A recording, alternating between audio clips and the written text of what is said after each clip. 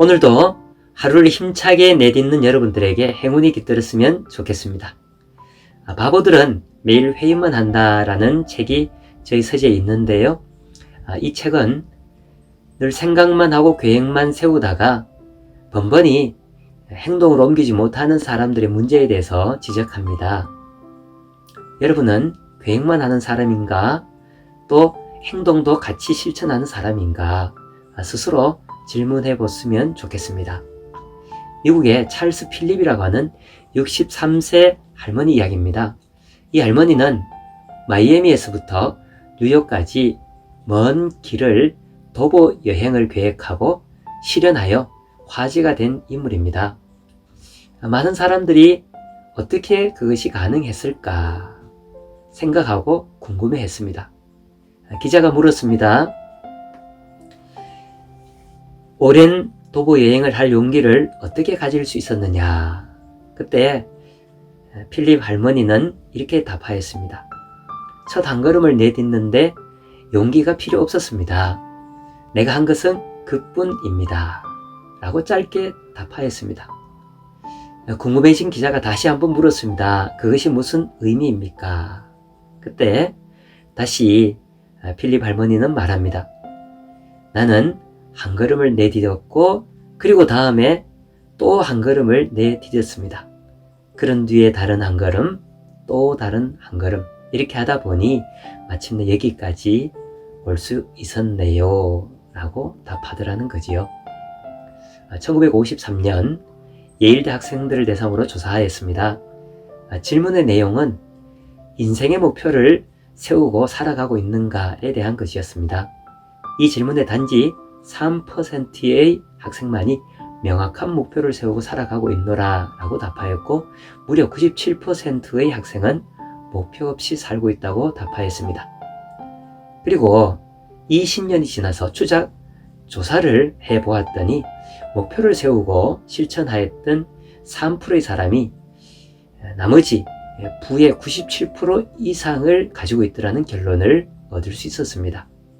같은 학교를 다녔지만 목표의 유무에 따라 더 중요한 것은 그 목표를 실행으로 옮긴 유무에 따라 그들의 삶은 갈리게 되었다는 결과입니다. 흔히 목표를 이루기 위해서는 세 가지를 기억해야 합니다. 먼저는 구체적인 계획을 세워야 합니다. 그리고 두 번째는 기록해야 합니다. 세 번째는 기록한 것을 실행해야 합니다. 이런 자에게 목표는 현실이 되어 다가오는 법이죠. 아무것도 계획하지 않는 자는 실패를 계획하는 것과 같다는 말이 있습니다. 여러분 각자에게 필요한 목표를 세워보십시오. 그리고 그것이 크든 작든 세부적인 계획을 또 세워보십시오. 그리고 하나씩 실천하며 행동으로 옮겨보십시오. 그러면 꿈이 점점 현실에 가까워져 있음을 발견하게 될 겁니다. 예를 들어 영어 문장 3문장을 매일 암송해야 되겠다라고 생각을 하고 1년 동안 지속하면 그것은 언어의 자산이 되어서 듣기도 하고 말하는 단계까지 이룰 수 있습니다. 책을 나는 하루 5장 정도 읽어야 되겠다라고 계획하면 6개월만 지나도 그의 삶의 질은 완전히 달라지게 될 것입니다. 혹 여러분 지난주에 있었던 일 중에 기억에 나는 일이 있는지요? 몇 가지나 기억할 수 있는지요? 아니 어제 내가 무엇을 했는지 기억하고 있는지요? 만약 기억을 한다는 사람은 계획을 잘 세운 사람이라고 할 수 있고 기억하지 못하는 사람은 계획을 세우지 않는 사람이라고 단언해서 말할 수 있을 것입니다. 사실 해외 자동차 여행이나 자유여행을 해본 사람들은 알겠지만 몇 달 전부터 철저한 계획을 세웁니다. 한 2주 정도, 3주 정도 여행을 하는데 몇 달 동안 준비해서 어디 가서 무엇을 볼 건지, 뭘 먹을 것인지, 또 숙소는 어디에 정할 것인지 꼭 보아야 할 것, 또 지나쳐야 될 것들 놓치지 않으려고 최선을 다해서 그렇게 계획하지요.